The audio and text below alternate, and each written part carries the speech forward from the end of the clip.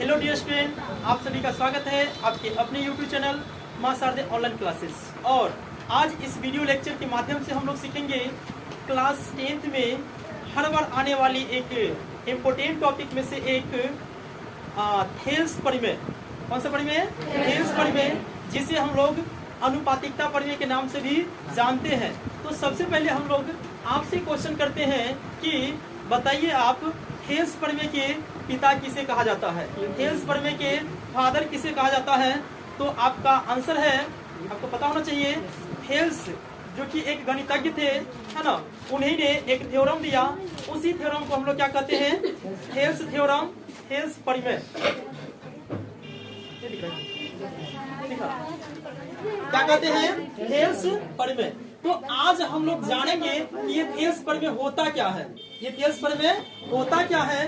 तो आइए करते हैं इस वीडियो की शुरुआत। यदि थेल्स परिमेय के हम लोग कॉन्सेप्ट को समझेंगे, थेल्स महोदय जो थे ना, यूनान के थे, उन्होंने एक थ्योरी दिया था। अगर किसी त्रिभुज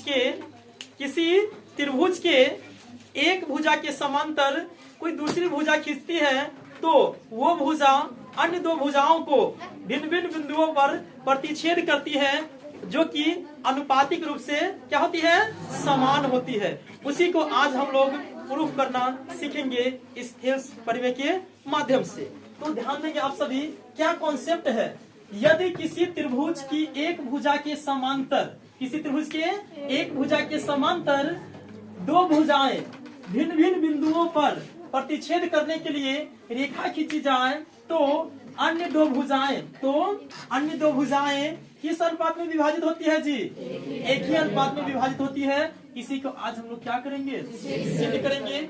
और उम्मीद है कि अगर ये वीडियो बहुत बड़ा नहीं होगा, 7 से 10 मिनट के बीच होगा, और इसे अगर आप देख लेते हैं तो आपका ये जो है ना अच्छे से समझ में आ जाएगा।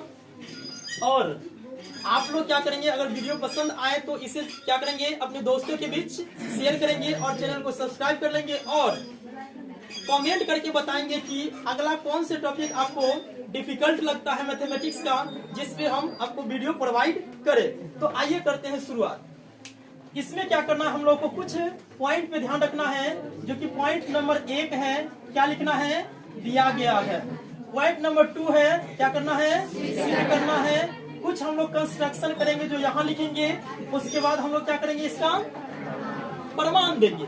ठीक है, तो सबसे पहले हम लोग क्या लिखे हैं? दिया गया है त्रिभुज एबीसी एक त्रिभुज है जिसमें डीई समांतर बीसी तथा डीई एबी को डी तथा एसी को ए बिंदु पर क्या करती है? प्रतिच्छेद करती है। यानी ये जो फोटो दिया हो ना, उसी को लिखे हैं, ध्यान दीजिएगा। एबीसी एक त्रिभुज है जिसके बीसी के समांतर कौन सा भुजा खींचा गया है? है ना।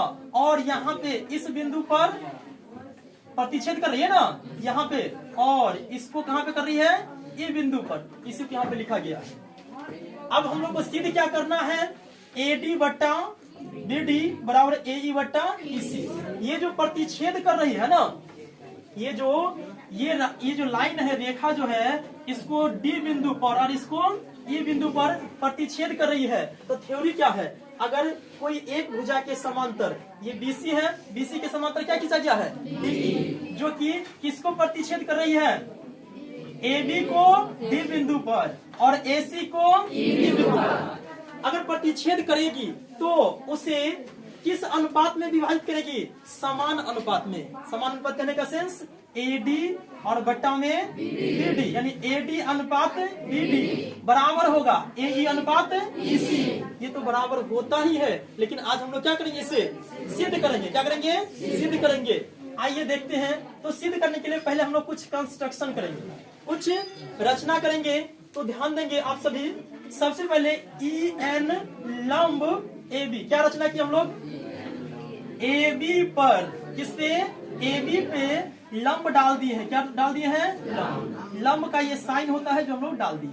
ठीक, उसके बाद डी एम लंब है एसी। देखिए एसी है, इसमें क्या किए हैं? ये लंब डाल दिए हैं।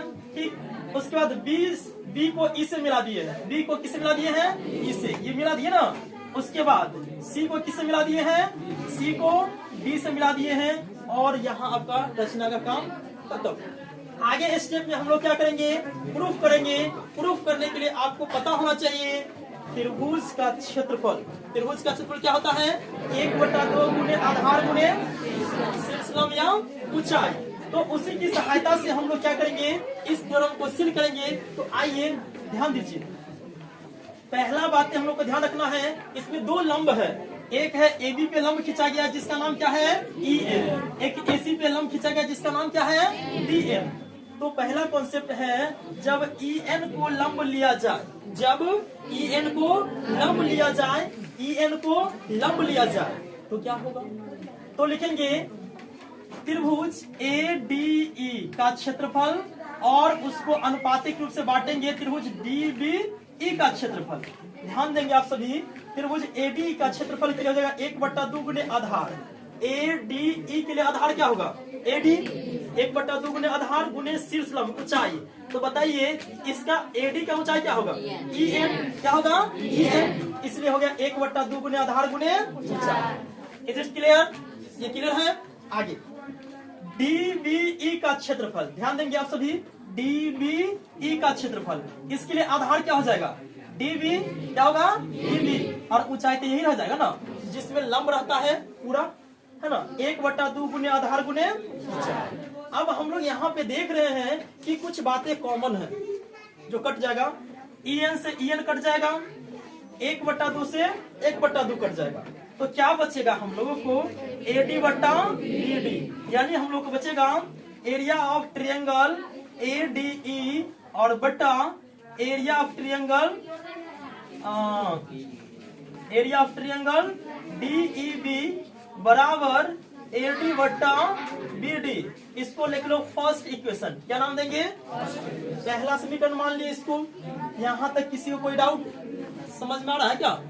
चलिए अब ध्यान देंगे, इस तरफ से हम लोग चलते हैं, इस तरफ से। जब ये कॉन्सेप्ट को समझिए, जब DM को लंब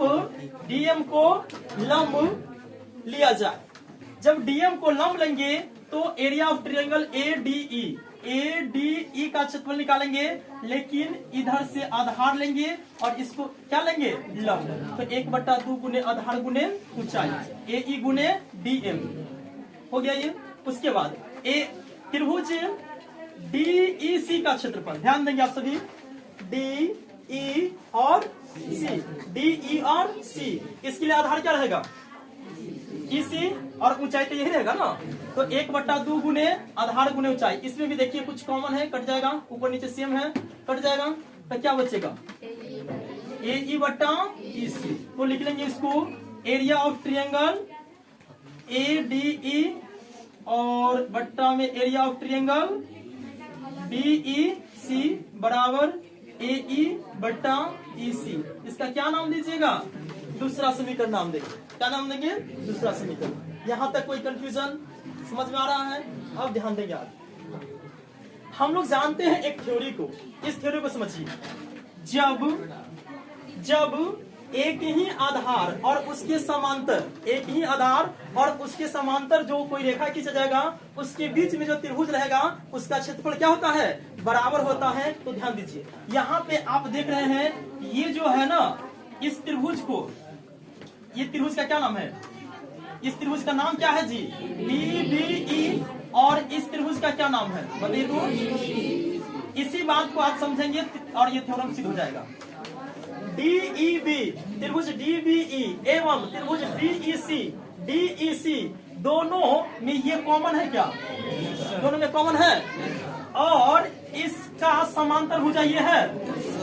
तो अगर इस तरह की आकृति बनती है और इसके समांतर रहता है तो क्या थ्योरी है, त्रिभुज DBE एवं त्रिभुज DEC एक ही आधार DE पर है। इन दोनों में, इस त्रिभुज में और इस त्रिभुज में कॉमन क्या है, DE है ना, और DE के समांतर क्या है, DE के समांतर क्या है, DC। इसीलिए त्रिभुज DBE का क्षेत्रफल बराबर हो जाएगा त्रिभुज DEC का। यानी यहाँ पे जो आपका फोटो बन रहा है, ध्यान दीजिए फिर से, ये वाला त्रिभुज का क्षेत्रफल बराबर होगा ये वाले त्रिभुज का। बात समझ में आई, क्यों बराबर होगी, इसलिए बराबर होगी कि ये क्या है, आपका आधार के रूप में है और इसकी समांतर भुजा क्या है, BC है। ये थ्योरी है। अगर इस तरह के अगर कंडीशन आते हैं तो दोनों का क्षेत्रफल कैसे होते हैं, बराबर। क्लियर है? तो कर लीजिए समीकरण। इसीलिए समीकरण फर्स्ट एवं सेकेंड से, समीकरण फर्स्ट यहाँ है और सेकेंड यहाँ है, दोनों से क्या हो जाएगा, दोनों का क्षेत्रफल क्या होगा, त्रिभुज एरिया ऑफ ट्रायंगल ADE और एरिया ऑफ ट्रायंगल DEB क्या हो जाएंगे, बराबर हो जाएंगे।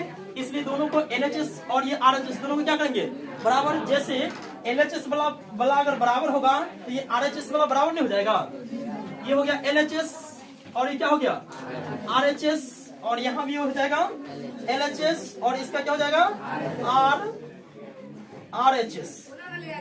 अतः हम लोग कह सकते हैं AD बट्टा BD बराबर है AE बट्टा EC के। That's proof. आई होप आपको समझ में आया होगा। अगर नहीं आया है तो क्या करेंगे, इस वीडियो को दोबारा से देखेंगे और फिर भी ना समझ में आएगा तो कमेंट करके क्या करेंगे, बताएंगे कि क्या नहीं समझ में आया। और अगर समझ में आए, थोड़ा सा वीडियो अच्छा लगे तो क्या करेंगे, इसे ज्यादा से ज्यादा अपने दोस्तों रिश्तेदारों के पास शेयर करना है और चैनल को क्या करना है, सपोर्ट करना है। Thank you.